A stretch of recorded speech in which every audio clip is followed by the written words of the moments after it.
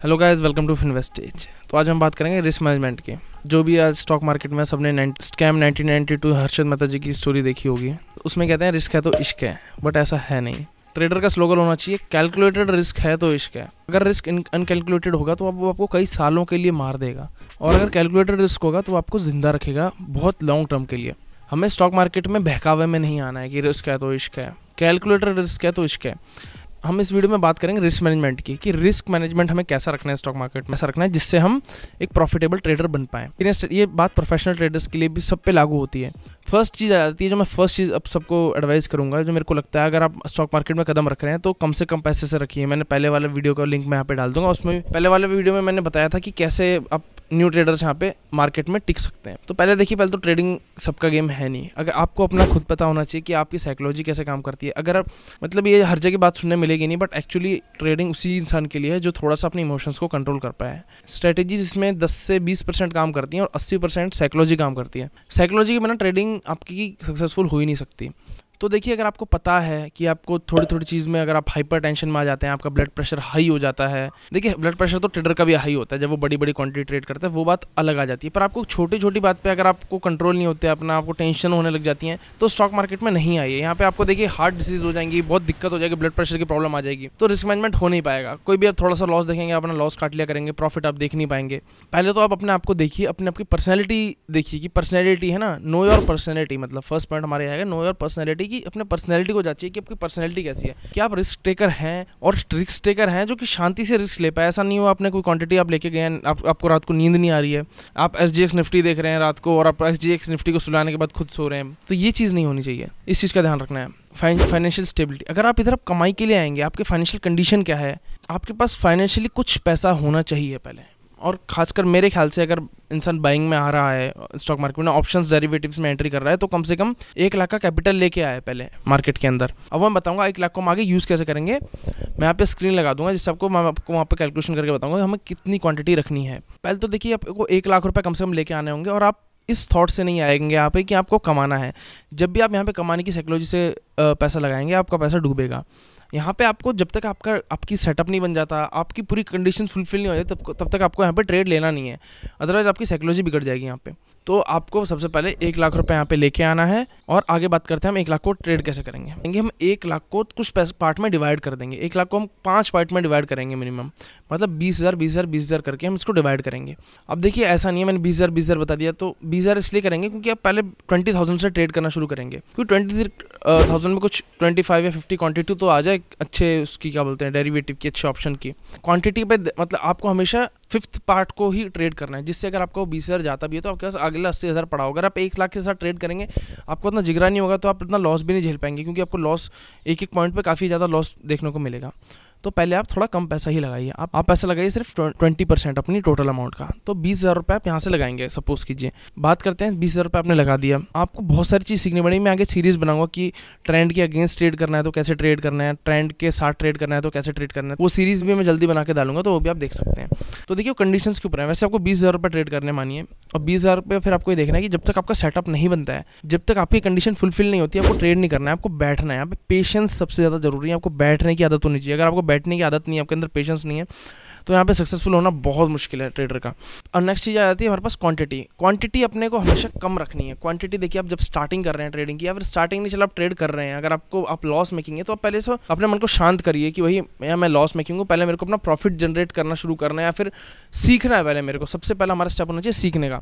तो पहले तो आपको क्वांटिटी का ध्यान रखना है। आपको 25 quantity 50 quantity maximum, bank Nifty की बात करो। और अगर आप निफ्टी 50 की बात करें तो फिलहाल 50 का लॉट चल रहा है, तो 1 लॉट लीजिए ज़्यादा से ज़्यादा, या 2 लॉट लीजिए बस मैक्सिमम। 2 लॉट से ऊपर आपको ट्रेड नहीं करना है।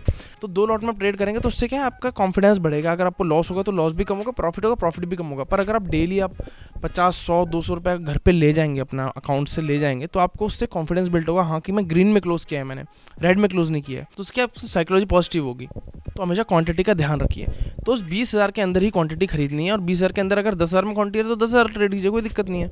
तीसरी चीज़ आ जाती है जॉब। रिस्क मैनेजमेंट में मैं जॉब इसलिए डाला है, मैंने जिससे ट्रेडिंग कर रहे हैं उनकी अच्छी खासी कोई पेड जॉब थी, और उन्होंने कई लोगों का पैनल देख लिया, अच्छा वो अट्रैक्ट हो गए, और बिना सीखे मार्केट में उतर गए, अपनी जॉब छोड़ दी प्रीवियस। आप प्रीवियस जॉब तभी छोड़ सकते हैं जब आप अपने ट्रेडिंग में ऑन एवरेज अगर 6 महीने आप ट्रेड कर रहे हैं और 6 महीने में आपको अपनी जो सैलरी है उसका 50% मिलने लग गया है पर मंथ, या फिर 50% आप ऑन एवरेज जनरेट कर चुके हैं 6 मंथ में, तो आप उसको छोड़ने का छोड़ने का सोच सकते हैं जॉब को और अपनी ट्रेडिंग में अपना करियर बना सकते हैं। पर इतना एटलीस्ट बनना चाहिए। अगर आप लॉस मेकिंग है तो आप जॉब छोड़ने का मत सोचिए बिल्कुल ही, आप बहुत बड़ा गलत स्टेप ले लेंगे, अपने पैर पे कुल्हाड़ी मार लेंगे।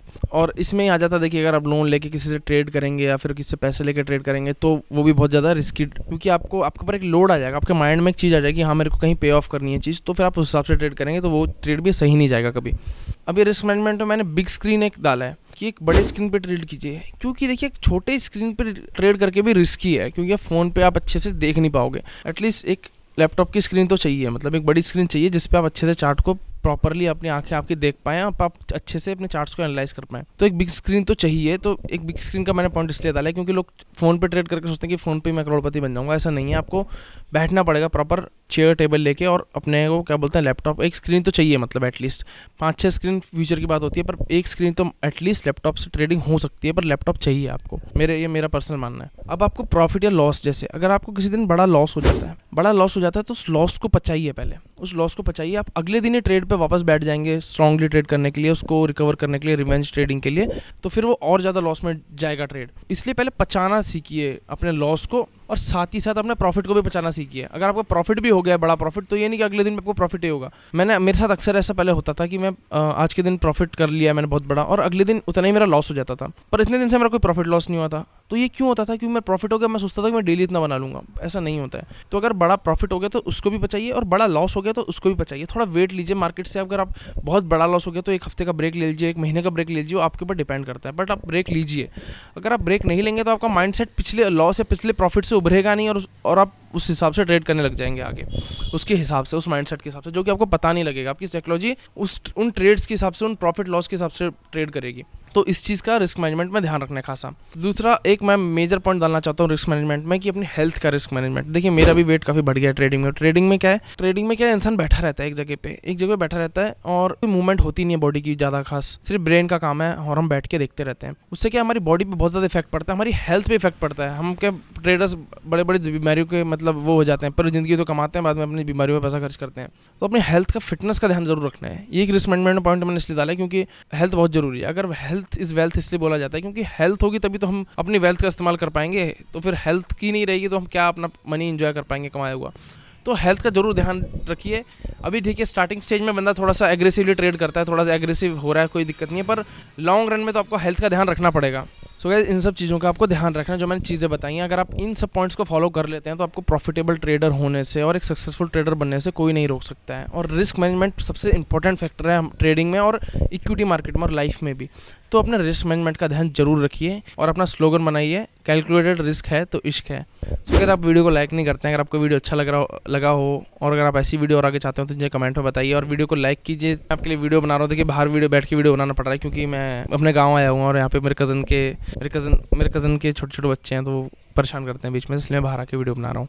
अगर आपको वीडियो ना भी अच्छा लगा हो तो आप नीचे बताइए मेरे को क्या चेंज करना चाहिए या फिर किस टॉपिक पे बात करनी चाहिए, क्या चीज़ आप जानना चाहते हैं। सो गाइस, आज की वीडियो में इतना ही। अगर आपको वीडियो अच्छा लगा हो तो चैनल को सब्सक्राइब कीजिए, वीडियो को लाइक कीजिए। मिलते हैं नेक्स्ट वीडियो में, तब तक के लिए जय हिंद।